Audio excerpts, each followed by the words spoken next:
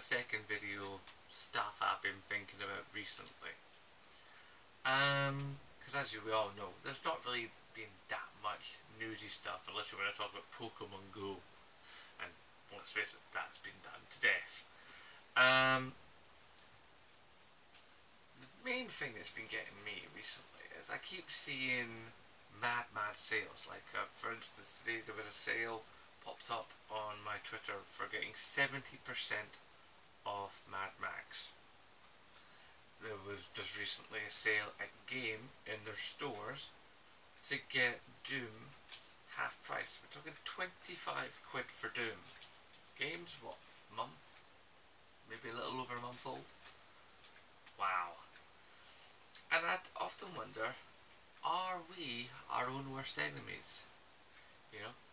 A lot of us, the hardcore gamers, we go, I must have this game, I will have this game, and I will stand outside the shop on launch night and have this game, and I will be one of the first to rush home and stick it in my system and play it for like maybe in about an hour or so, but I'll have to go to bed and get up for work the next day. Which is mental, because when you consider it, half the games you buy, in fact, let's face it, most of the games you buy will got a day one patch. And how often have we bought games that, are glitched? And like over a series of months those glitches are fixed. Ridiculous. We all go out and we're buying these games, a lot of the time, these games aren't finished. We're buying unfinished games, with the promise of, it's alright, we'll get it fixed eventually. Get it fixed eventually after spent 60 quid. And how many you buy a game of a season pass and DLC and blah blah blah blah blah blah. Or a special edition with like a statue. You could spend upwards of 80 to 120 quid, God knows what. And we'll have it fixed in 6 months' time. And here's the thing, you got these games then coming out, like a month, maybe 3 months down the line, massively slashed in price. And it's like, what the hell are we doing? And I'm part of the problem. I am part of the problem, like you're part of the problem. We get sucked in to the hype and the excitement and that I must play this thing right now, And part of the reason we do that is because we want to be part of the zeitgeist. Ooh, zeitgeist. It's true. We all want to be right in there with everybody else, right from minute one, playing the game. We want to be part of the conversation because everybody's bought the game, everybody's talking about the game, it's on all the websites, it's all over YouTube, and if you're not playing it right this minute, then you're missing out. And that's not a bad thing, but is it necessarily healthy for us as a community? It's great for the industry. They sell lots of units very quickly, and the funding is there, and the people get to have their wages and feed their families and so on and so forth. Not just the game developers, but the people at Game and the people in the distribution houses and blah blah blah blah blah. All the different cogs that bring the game to the shop shelf for you to buy, go home and play and hopefully enjoy. But for us as a community, is this really good?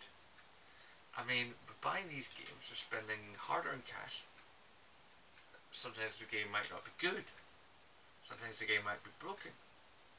Sometimes the game may not be as it was originally represented. Aliens versus Predators. I'm looking in your direction. There's so many things that can go wrong. And so many games that we basically buy sight unseen. And then these games come out, like I say, a wee while later, with little of the saving. And sometimes you're sat there going, but I just bought this game X time ago and now it costs this. And you can't help but feel like a mug. But then if you wait, then everything's passed. But then also if you wait, then all the bugs have been fixed. But then if you wait, if the game has an online mode and you go into the online mode, you're screwed because everybody's like a zillion levels and you're like a level 0. It's like, what the hell do? It's like, back in the day before I had a job, there wasn't really that much online stuff. And even when there wasn't like super mad, crazy people that would get the game and within 2 days have done everything in it and be like Uber level, you know, and streaming it 24/7 on Twitch and all the rest of it, you know. It's like, I used to buy a lot of games second hand, you know. I'd wait for 4, 5, 8 months even sometimes. Game would come second hand, it would even drop in the second hand prices, and then eventually I'd pick it up because, well, I was skint, you know. And I enjoyed those games every bit much as I enjoy the games that I buy brand spanking new on launch night, you know. So my enjoyment level hasn't changed,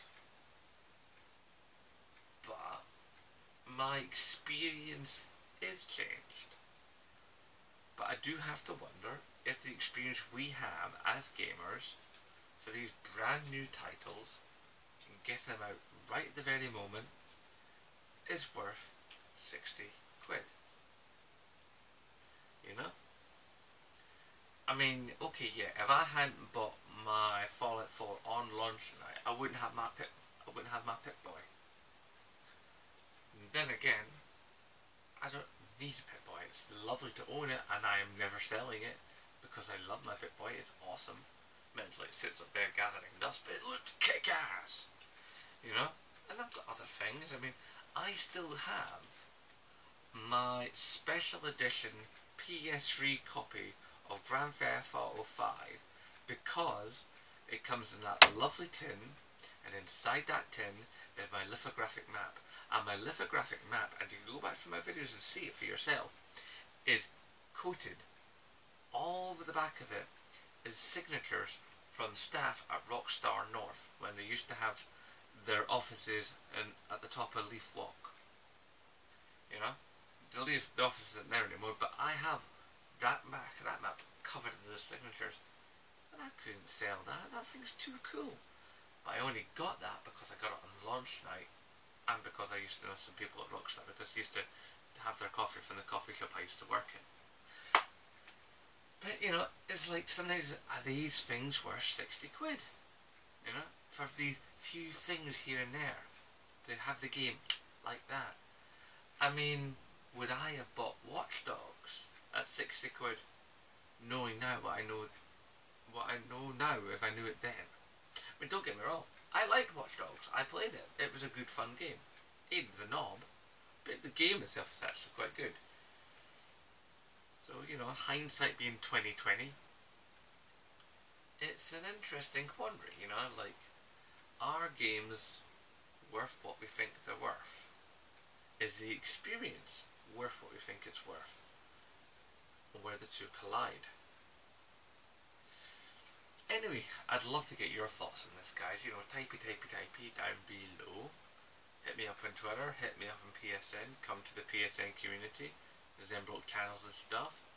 You know all the jazz. You know how to contact me. You've seen it in other videos I've done. You know, come to my YouTube channel itself and hit the discussion box and type away. There's no character limit there. Yeah. Even make a response video. I'd love that. If somebody makes a response video to me, that would be amazing, because wow. But yeah, I really would love to get what you think on this. And that's where I'm going to leave this one. I want to get your brains sort of churning this over. Anyway, as always, please remember to rate, favourite, comment, share and subscribe. And as always, I nae bother.